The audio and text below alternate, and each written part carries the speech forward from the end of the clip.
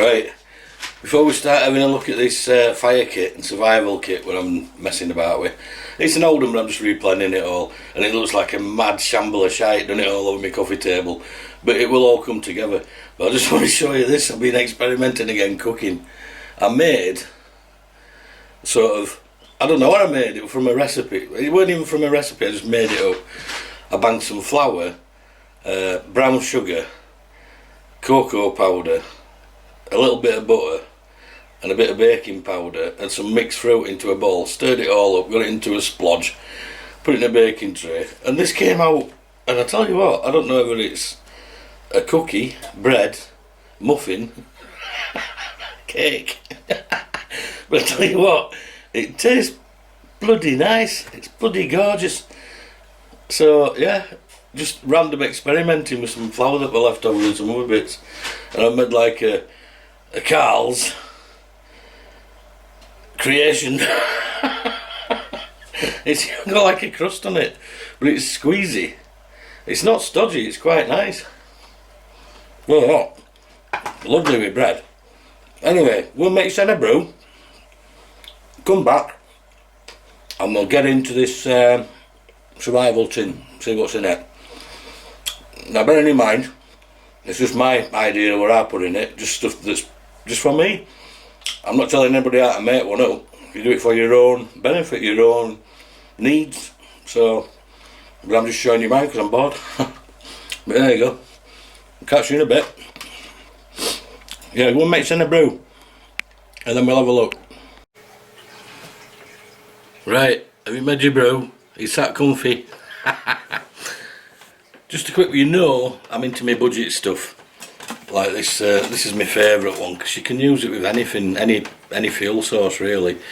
So even if you ain't got a meths burner, Exy or anything like that, you can use natural tinder out of the forest and just use it as a wood burner. And all it is, it's just an IKEA knife, fork, spoon drainer. Couple of temp pegs so you can adjust the height up and down.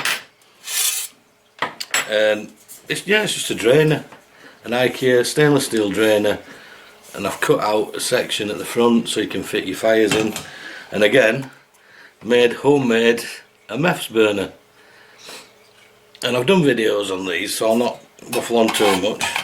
And obviously that fits in there if you wanted to. Candle burner, I've recently done a video on how to make one of them. That go in there as well. And all this is a stainless steel tea caddy and lid. Drilled a couple of holes in the top. Fashioned a wire pot hanger. You see how well used this is. I love it. I love this to bits. And set your height for whatever. You can even use some mesh grill for over the top and grill stuff on it if you wanted to. So anyway, that's that out of the way. I'm just getting you into my mindset of I'm not a millionaire, I don't earn loads of money, I get work when I can, but I like to budget on stuff and I like to get my money's worth, and I like to know that stuff's reliable. It's like Exy cookers, you can't go wrong with an Army Exy cooker, can you? But don't get me wrong, I do love my jet boil and I didn't pay for that, and I had that donkeys, it's one of the very first jet boils, and I had it given to me from a friend, and I love it to bits because you can make a brew anywhere with that bloody thing. So don't get me wrong, I do like my gas stuff as well. Right, let's crack on then with survival tins. I mean, you can use anything, like your backy tins. You can get them in the pawn shop, can't you? Different sizes. That's pretty small. I've got a really old tobacco tin where I use. As you'll see in a minute when we get it out of this. Now, I put it in a plastic bag and it's got an elastic band around it. Now, the plastic bag, it's the condiments bag from a 24-hour British Army survival pack. But any plastic bag of that size will do, mainly because it's strong, it's zip locked, and I could use it as a water carrier if needed.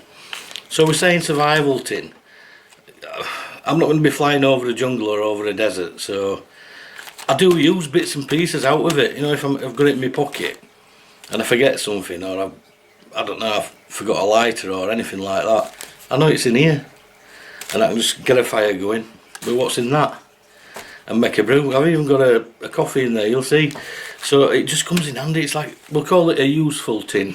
the survival tin, fire starter tin, useful bits and bobs tin. Okay, so let's have a look then. We'll get the plastic band off, the elastic band. As you can see, it's one of them 24-hour condiments, ration pack Ziploc bags, but you can use any strong bag. And it would do for water, wouldn't it? Getting some water in. I have got steady tabs in this kit, which I'll show you in a second. So, mag to grid, get rid. Now, you can see how old that bugger is. I've had it donkeys. But you've got to keep checking it now and again. I think this, last time I looked at this were about a year ago. The lighter had evaporated the fuel out of it. I'd used a hell of a lot of the cotton wool in Vaseline and fireproof matches and stuff like that. I'd used a hell of a lot of stuff out of it, so I thought now's the time to have a good look at it and see what I've got in there and replan stuff that needs doing. So we've got some black nasty on the outside. Always comes in useful, doesn't it? And we'll just keep that off to one side because that can go back on.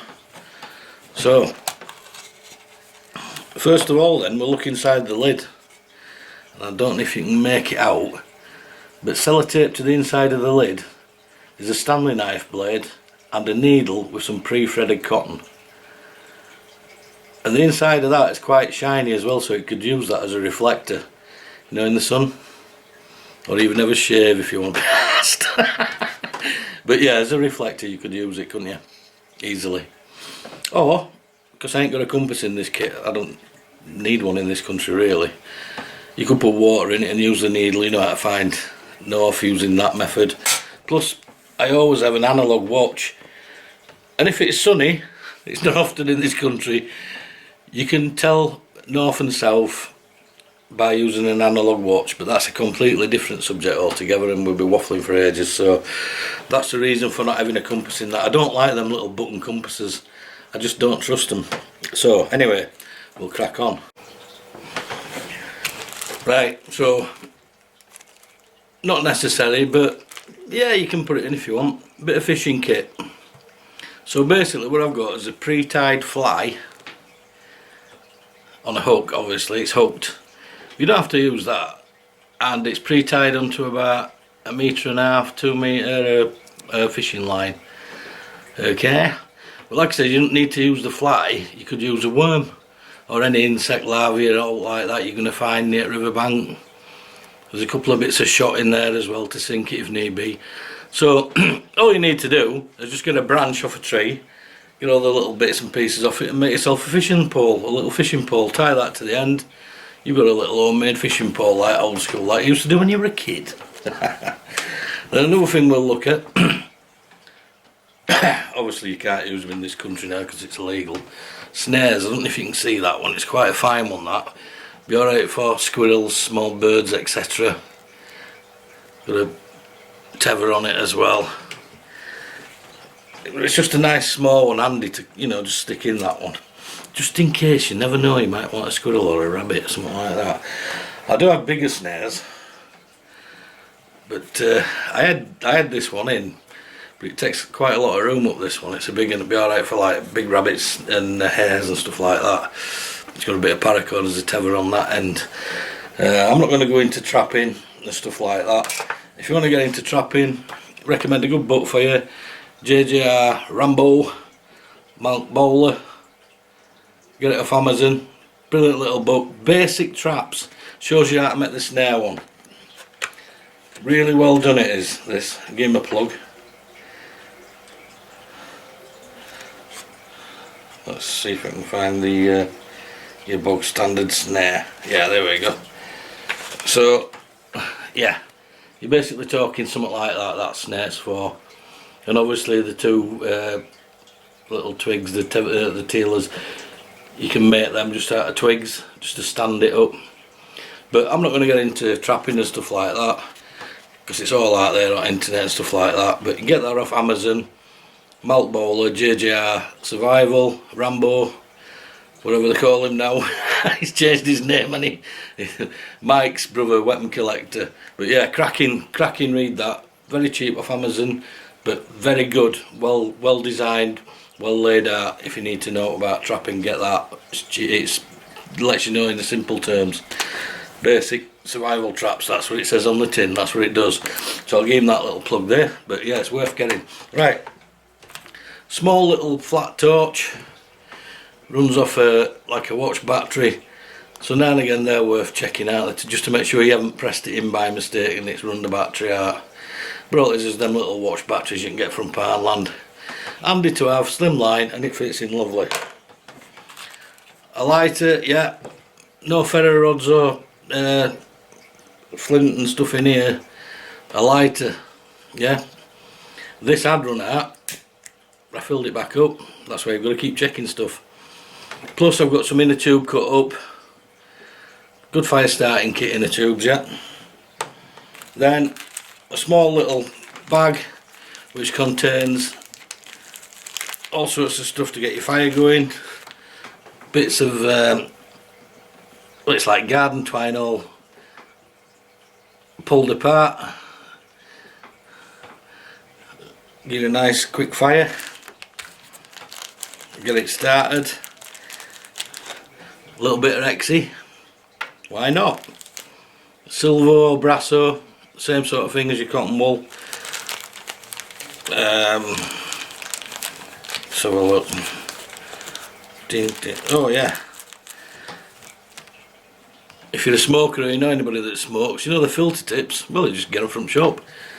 Filter tip you put in the end of a roll up cigarette, splice it all up, get it fluffy, and it will light, it will combust, it's good.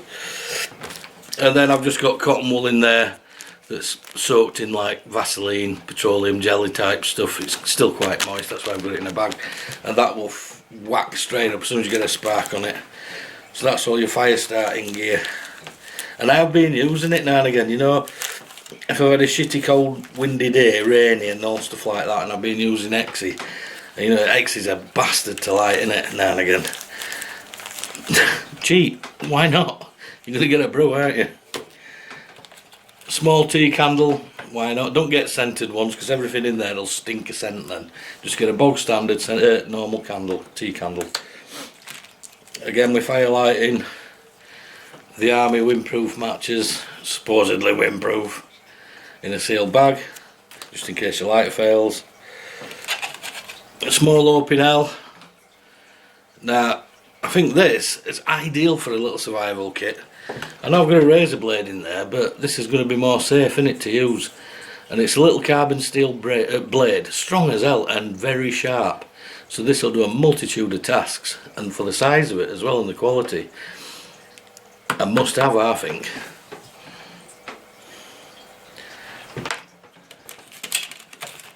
A pencil. Now you can use that for wood shavings. I mean, at one point when I did have a bigger survival tin, I had a tin opener, a pencil sharpener to get the shavings, but you just shave them off with your little knife, and then again you've got more combustible stuff, haven't you? Plus other uses you could use it for. Personal preference, a couple of little headache tablets, paracetamol, but that's just up to me. The most important by far, a brew, 3-in-1 coffee. And I have been using them. I've gone out and thought, oh shit, I'm not going to brew kit, and then I think, my survival tin, we've got one in that. Steri tabs, in case you run out of water and you have to find a local source, purify it with them. Cut yourself, alcoholic wipe, what they call them these days. Oh, it's alcohol free, cleansing wipe, like a wet wipe. So if you cut yourself, you can clean your cut up. And then finally, some plasters, just in case you nick your little fingers. You don't want to get them infected out in sticks, do we? So a couple of plasters in here, and use the masking tape to get them on securely, can't you? So that's about it.